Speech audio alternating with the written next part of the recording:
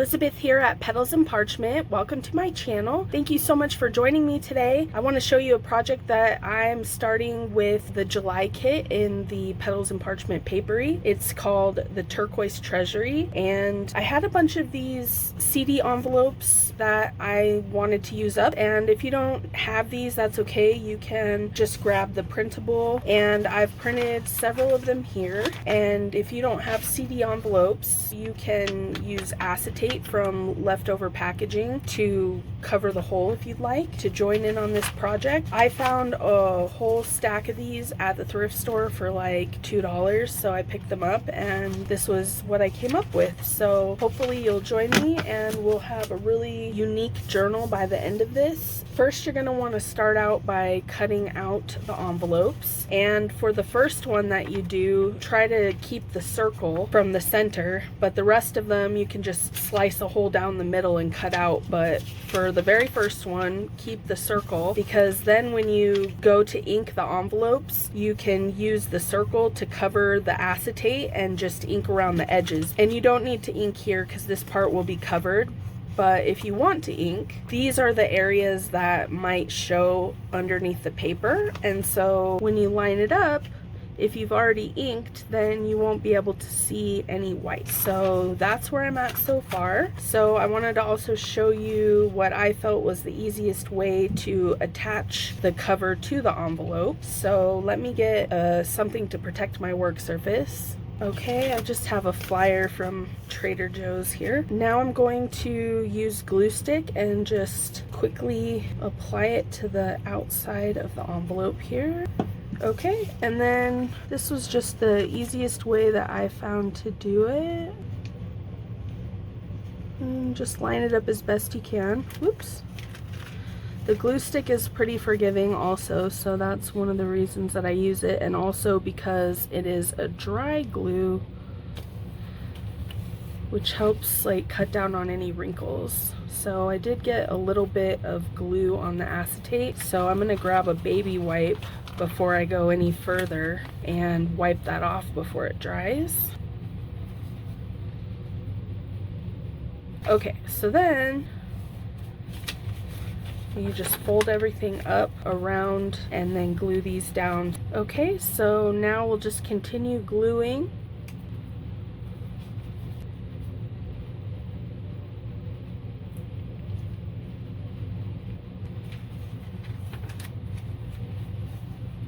Okay, and then fold this over like so.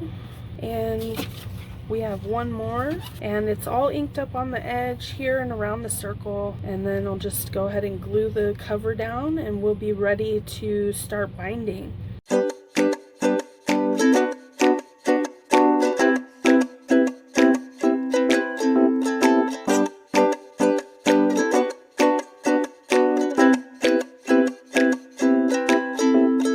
And then if you want, you can cut this part off, starting this little corner here. And this will make the envelopes a little bit easier to access.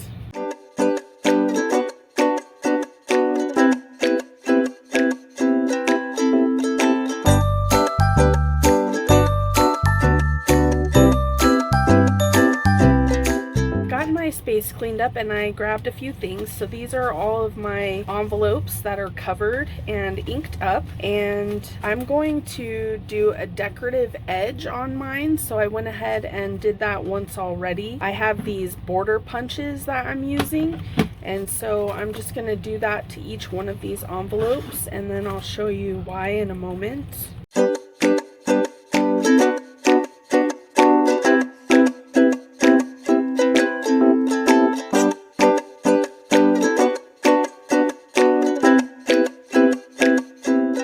Okay, these look fabulous. So now that we've got these decorative borders, I want to add a few signatures. These are my two favorites, so I think these are going to be my front and back covers. So I'll go ahead and add the signatures to these ones. So let me show you what I did. I just made 3 small signatures, a few pages a piece, 5 pages each.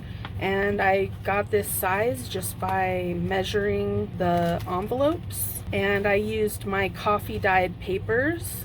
So these are all lightly coffee dyed. Okay, so what I'm gonna do is use this little crease here in the envelope to make that my spine. I'm gonna open this and insert it here. If you don't have a bookbinding cradle like this, you can use the inside of a book.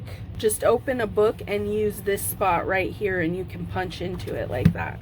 Okay, and then I'm just gonna do a 3-hole pamphlet stitch on each of these. Okay, and before I move it out of here, I'm just going to clip it into place and bind it.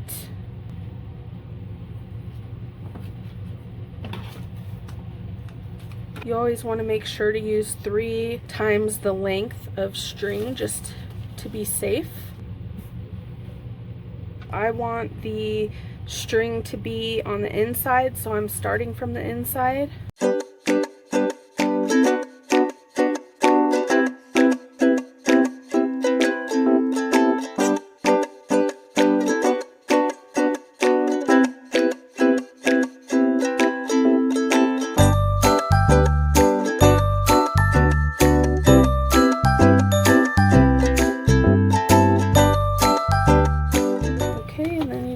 Pull this tight, but not so tight that it rips. There's a lot of videos on the 3-hole pamphlet stitch if you don't know how to do that, but it's pretty simple. You just go in the middle, come back through the top, go through the bottom, and finish through the middle again. Okay, so that's our first signature bound inside, and you've got this little tab here, so we're going to move this to the side and continue in the same fashion, binding each one of these.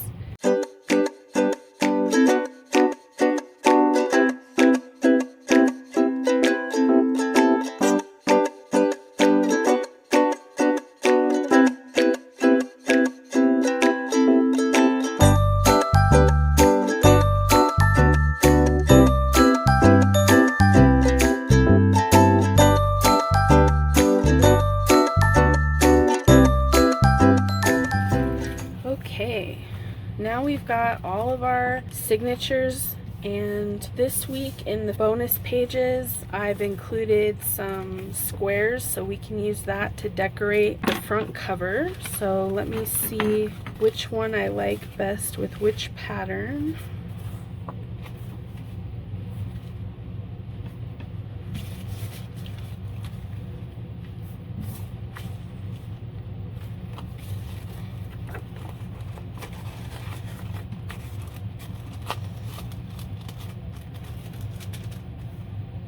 I think that looks pretty. They are double-sided too, so I could choose from many choices here. Go ahead and put that in like that. Here's what the bonus pages look like this week. So I've included some squares and then just some bonus ephemera on the sides. So let's see. Ooh, that's pretty too. Decisions.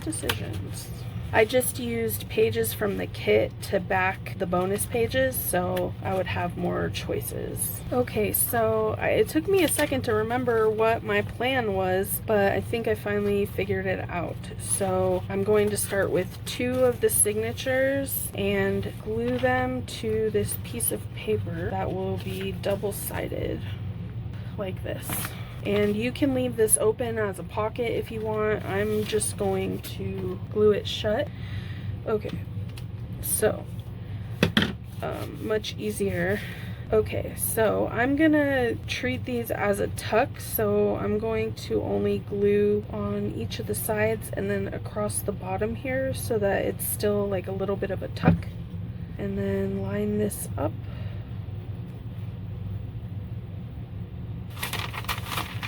Oops. Sticking to my glue paper. Oh, I'm just making a mess everywhere today. Goodness me. Okay, so we still have this spot here that's like a little tuck.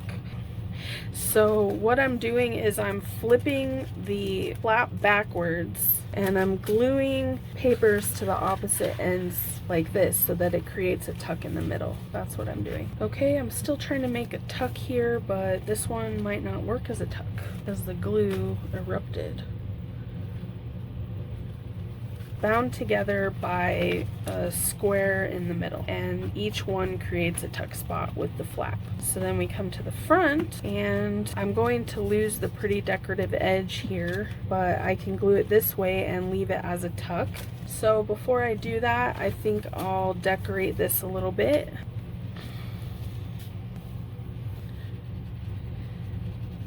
Okay, I'm just adding a little bit of interest to this plain white flap here. So now I've got these two connected, and I'm going to connect this one to the front cover. And just so you can see a little bit better on this blue probably, I'm putting glue on both of the sides of the flap and then like all across the bottom here. And then just lining it up on the front so that the spine is all lined up like so. Okay, and then that's still a tuck as well, and we've got another signature.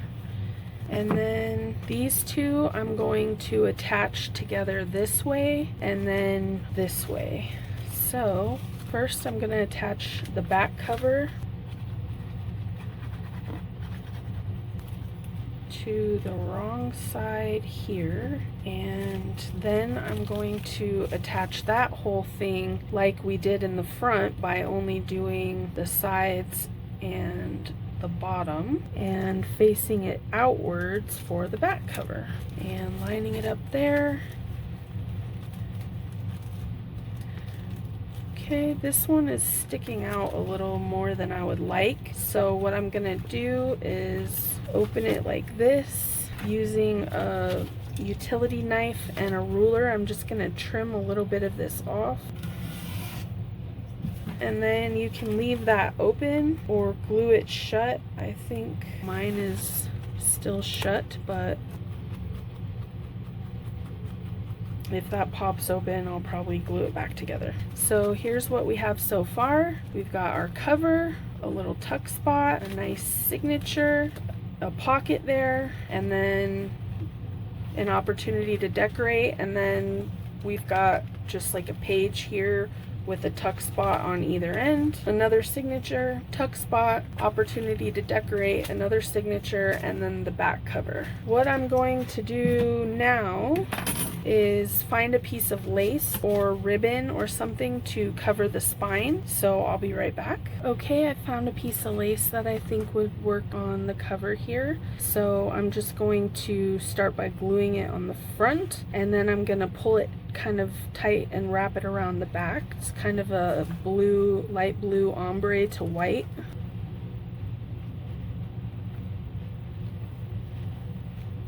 And I'm not going to put any glue on the spine, but I am going to pull it tight and glue it on the back.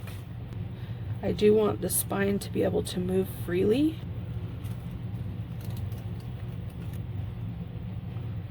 And I'm just going to hold that in place for a second.